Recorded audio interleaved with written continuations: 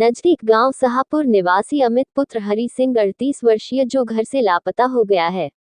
किसी भी व्यक्ति को अगर नजर आए तो तुरंत स्क्रीन पर दिए गए नंबरों पर सूचना दे। सूचना देने वाले को गुप्त इनाम दिया जाएगा।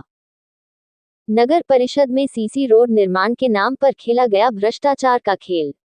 भ्रष्टाचार पर काला तारकोल डालकर दबाने का प्रयास। 10 माह भी नहीं टिक सका 2 करोड़ का सीसी रोड। 10 वर्ष की लाइफ वाले सीसी रोड की निकल गई निर्माण के तुरंत बाद भ्रष्टाचार की रोलियां। सीसी रोड की निकलती रोलियों पर डाला जा रहा है तारकोल। अधिकारियों तथा ठेकेदारों की कथित मिली भगत। भ्रष्टाचार की भेंट चढ़ गए जनता की गाड़ी कमाई के सैकड़ों करोड़। उद्घाटन से पहले ही निकल गई थी भ्रष्टाचार की रोलियां। कार्यकारी अधिकारी ने कहा, संज्ञान में नहीं था मामला। ब्रह्मगढ़ से लेकर ब्रास मार्केट को जाने वाले रास्ते पर दिन दहाड़े निकलती रोलियों को रोकने के लिए डाला जा रहा है तारकोल। सरकार के लाख प्रयासों के बावजूद नगर परिषद में नहीं रुक रहा भ्रष्टाचार का खेल। पल पल की ताज़ा अपडेट देखने के लिए चैनल को लाइक, सब्सक्राइब, शेयर करते रहना।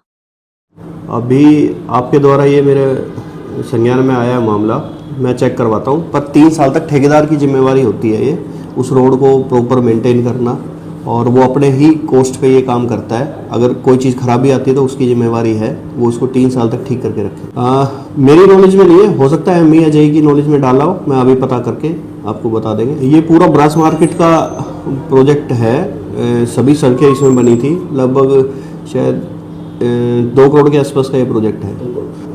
रोडियाँ तो नहीं निकलनी चाहिए। अभी आपने बाजार में रोड देखा होगा, कंस्ट्रक्शन अंडर कंस्ट्रक्शन है नानक रेस्टोरेंट के सामने, यानी रात को बनाया, सुबह उस पर कम से कम 50 गाड़ियां चली हुई हैं। अभी टायर का उसमें एजेंसी ने अब पूरा तोड़ के बनाना पड़ेगा।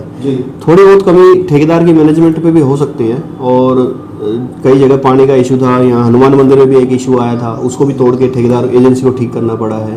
तो हम तो अपनी तरफ से पूरी कोशिश करते हैं यार, तो काम तो सही कर रहे हैं सारे। कभी रह जाती है तो जब भी हम 3 साल की लायबिलिटी देते हैं, 3 साल तक उसकी जिम्मेवारी है। वो नहीं टूटने का, तो अभी तक तो टूटा तो नहीं है। रोडियां निकलना एक अलग चीज है, टूटना अलग चीज है। टूटा नहीं है, रोडियां निकली, उसको रिपेयर कर रहा है, और अभी 10 साल है, और उसको चेक करवा रहे हैं अभी। क्या मैं आपको धन्यवाद करना चाहता हूं कि आपने पत्रकार भाइयों ने समय समय पर भ्रष्टाचार की आवाज को बुलंद करा है, क्योंकि अब हमारे रेवाड़ी शहर में ना तो कोई अधिकारी और ना कोई नेता भाजपा का, हमें नहीं लगता कि कोई किसी को शायद अपनी आंखों से भ्रष्टाचार नजर आ रहा हो।